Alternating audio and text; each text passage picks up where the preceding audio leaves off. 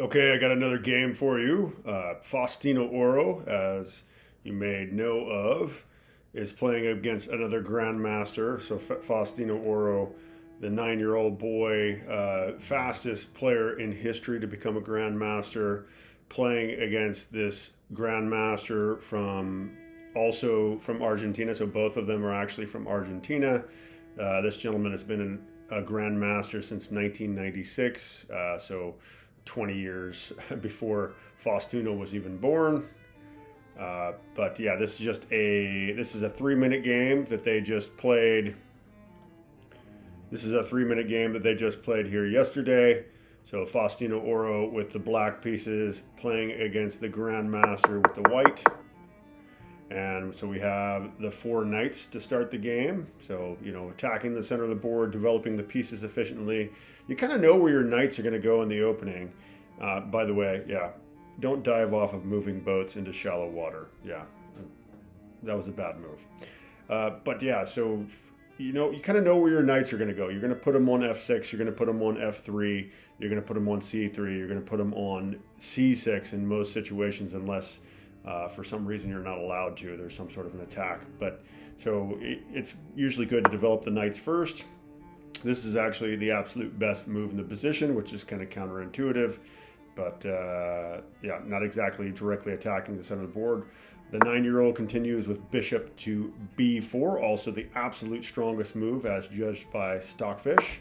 And now we have knight to d5 by the Grandmaster. The engine saying this is an okay move, but bishop to b5 would be better. We continue. Faustino captures on d5. So we now have knight captures knight on d5. Pawn, of course, captures knight on d5.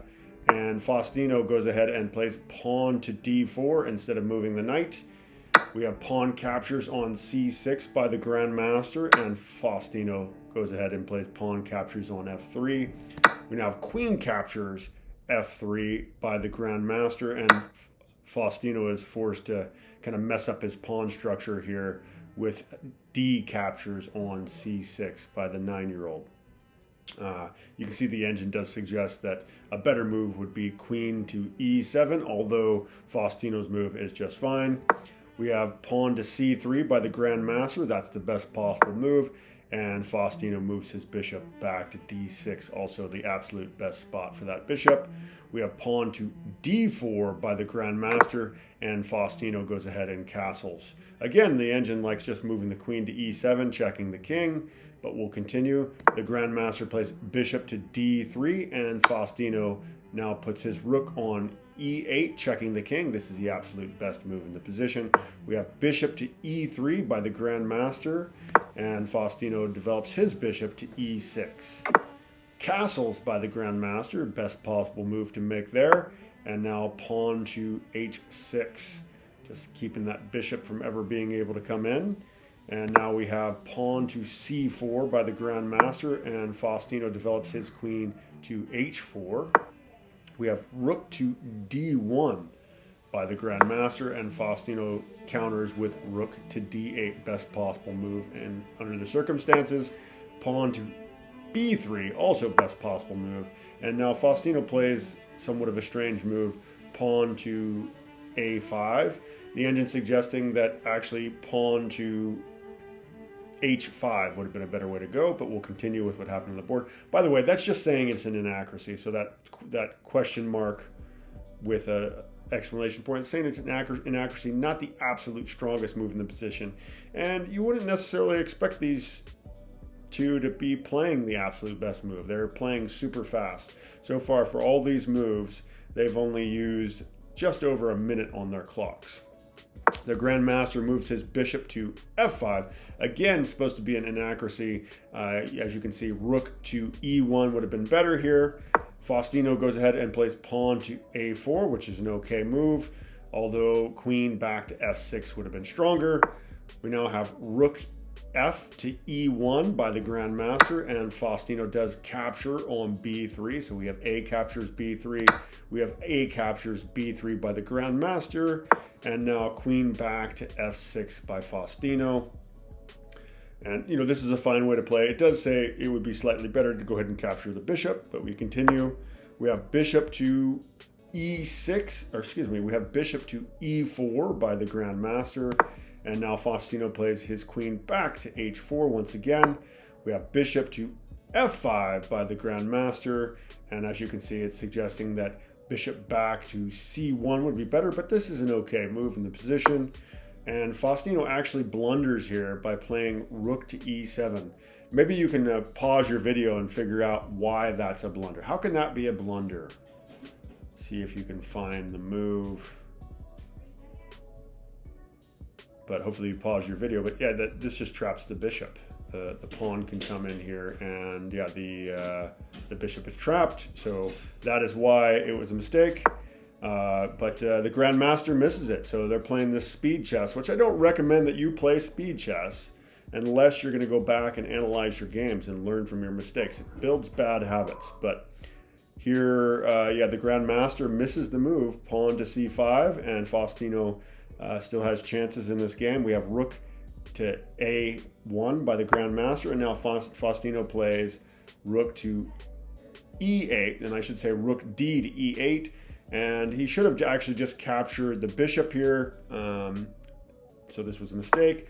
And again, the Grandmaster misses that he could have trapped the bishop, but we have rook to A7 by the Grandmaster. This is a mistake. Instead, he should have played bishop back to D3, but we continue. Faustino goes ahead and captures on F5, being called a brilliant move here. Not an easy one to see. Well, this is the only good move, actually, in the position. And now we have queen captures on F5. This is the best possible move. You might want to pause your video again and see if you can spot the move that Faustino plays next. You always want to put pressure on your opponent where you can. And Faustino has a pretty spectacular move that he plays next. Hopefully you pause your video if you want to find this move. But yeah, Faustino plays queen captures on D4, attacking the rook. Seems crazy, but the bishop cannot capture. If you capture, you're going to get checkmated as the bishop is taking away H2. So if bishop captures, this is just straight up checkmate right away. So the queen is not in danger at all. The rook is. So the Grandmaster goes ahead and captures on B7. This is the best possible move in the position.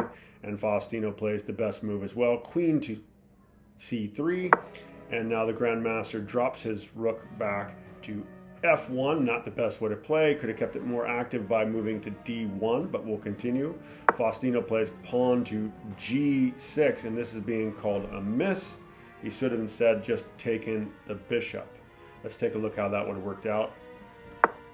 So instead, if he would have taken the bishop, pawn captures back, queen captures back, and then, yeah, just a more commanding advantage for Faustino. I mean, he's got an active threat against him. It doesn't look like, I mean, the material actually favors the Grandmaster here, so not something that's easily seen, but the position is a very difficult one for the Grandmaster to handle, but that's not what happened on the chessboard, so we'll go back to what actually happened. So Faustino plays pawn to G6, and we continue. We have queen back to F3. This is the only decent move in the position for the Grandmaster, and Faustino plays the best possible move, pawn to H5. We have pawn to G3 by the Grandmaster, saying it would have been better to pick up the pawn on C6, and he would have been pretty equal in the position, but he doesn't. And we have the best possible move by Faustino playing pawn to H4. We have pawn captures on H4 by the Grandmaster. This is the best possible move for white, and Faustino drops back to E5 with his queen, creating what's called Alekhine gun. So I think the fourth world champion, Alexander Alekhine, anyway, yeah, he was the fourth world champion, I believe. He definitely favored what's called Alekhine's gun, lining up all the heavy pieces on the E file, rooks and queen. The Grandmaster continues with queen to G2, and Faustino plays queen to F5. So both players making some inaccuracies here, not playing the strongest move. Pawn to F5 suggested as the strongest move in the position here, just protecting that pawn. But the Grandmaster plays queen to G4 here, And Faustino, not interested in a queen trade just yet, plays queen to d3. And now we have pawn to h5, now threatening to capture on g6, breaking open the position, or breaking open black's castle. Faustino goes ahead and plays rook captures bishop now.